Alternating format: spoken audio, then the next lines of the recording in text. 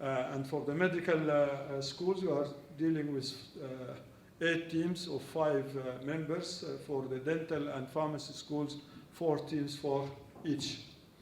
Now, the training workshops for capacity building were actually, we managed to create a link with the WFME, and the gentleman there is Leif Christensen. He's the deputy of WFME at one time. He's now the advisor. The other lady there is Janet Grant. A lot of you know her. She's a world-renowned actually authority on a number of issues. Among them is the accreditation.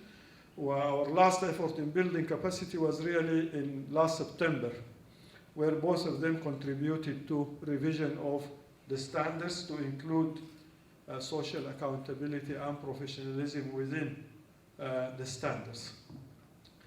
We are also involved in partnership with the Ministry of Health through a global funding to look into an initiative for modernizing curricula in medical schools, to look into linking them to the health system and introducing social accountability and responsiveness and to community and health system needs. And actually we had a big effort, and there is the workshop for that, where we are now moving into implementing a framework suggested by Janet Grant, who is the consultant for that effort. Our accreditation process starts with a self-assessment and evaluation team, a review of documents, a meeting with the faculty, preparation of the final document. It was completed actually in 21 medical schools, not 18 now. 3 are in the final stage of reporting. We also did actually, and I think I will be playing for some time, 2 minutes for the gray hair, 2 minutes for the 18-hour journey.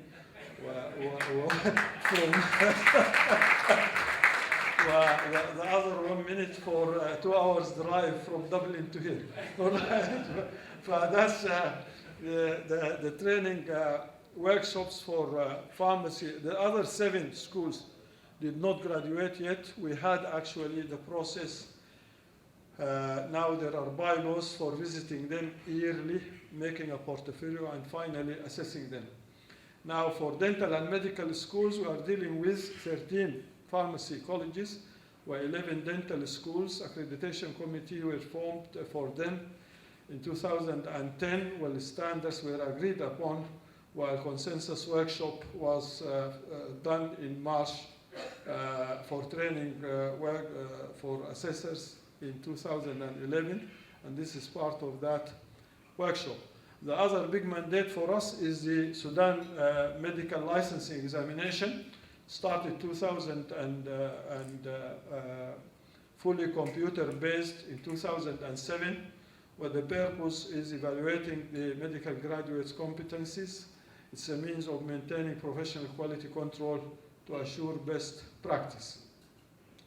Now, this is our center. We deal actually with 140 at one go, where in Medani we had a similar center which looks after about 40 candidates. That is our main challenge. Actually, 2011, we examined 3,000 doctors, 1,200 pharmacists, and 700 dentists. And this 5,000 doctors means that we have to conduct the examination almost every 2 weeks for the different categories. We had a big challenge because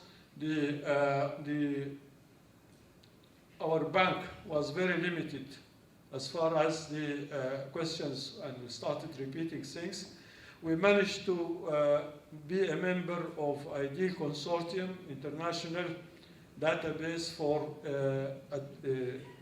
evaluation and learning advancement. Well, this is a consortium formed from the seniors of the WFME or retirement. To get to them, they have 49 institutes, most of them medical schools. but we applied and explained our need for joining them, and they assessed us, and actually they agreed. What you do is you pay an annual fee, and you contribute 150 questions of high standards judged by psychometrics. And then they avail for you a bank of 22,000 questions. And actually we had that bank, and we are now utilizing 7,000 questions adapted from that initiative. We did training workshops for the examination subcommittee who are making the exam, and we made a blueprint for that exam. Our third big area for work is really our concern with professionalism. We looked into the curricula of 27 medical schools, and we found that in 23 of them, they are still in the spot of medical ethics and not the wider concept of professionalism. The other 4 are having actually communication skills and behaviors, but the instruction methods were not satisfactory for us.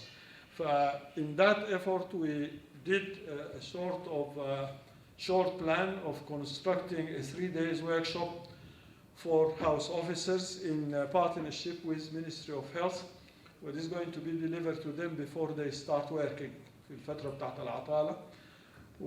We trained actually 50-something trainers for that course.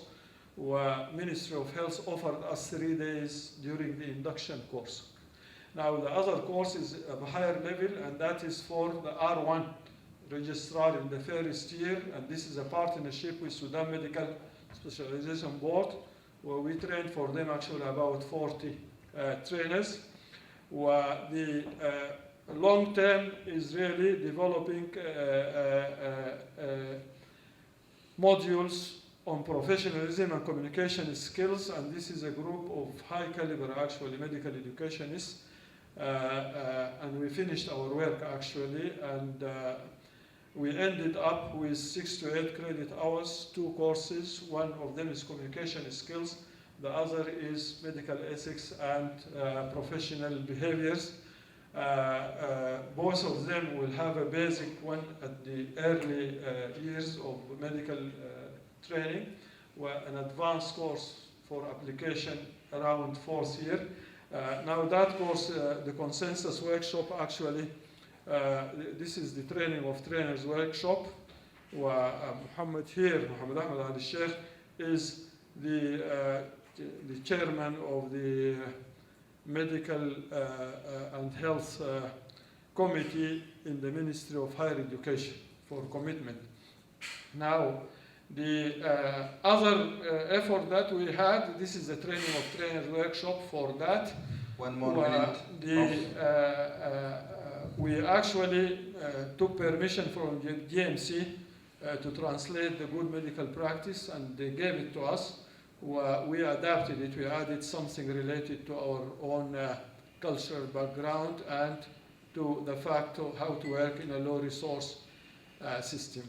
Now, a professional workshop module consensus workshop was done in last March, where it is now actually going to be 25 participants, like in these are the ones that we had. We had our links actually with EMRO, and actually through this effort we were asked actually to help Afghanistan in creating an a medical council. This is a tripartite effort with Malaysia and Australia. Australia is funding, Malaysia is giving the technical help, and Sudan is giving the example of a low resource country who can do things in spite of difficulties. We have our links with all this list, like in GMC, FAMER, WFME, ID Consortium, and we are a member of YAMRA, the International Association of Medical Regulatory Bodies, and we have connections with regional. Now, I'm ending here actually. This picture for us is important. You might realize Sir Ian Gilmore on this side. That is Her Excellency, the Ambassador of UK.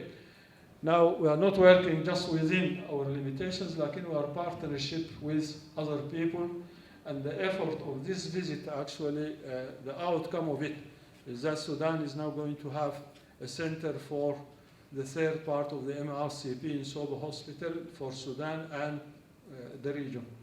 Now, we hope in this visit, we are going to actually make some connections with the Irish Medical Council, and we invite SMA to be part of their concern for helping us whenever they are in Sudan. Thank you very much indeed.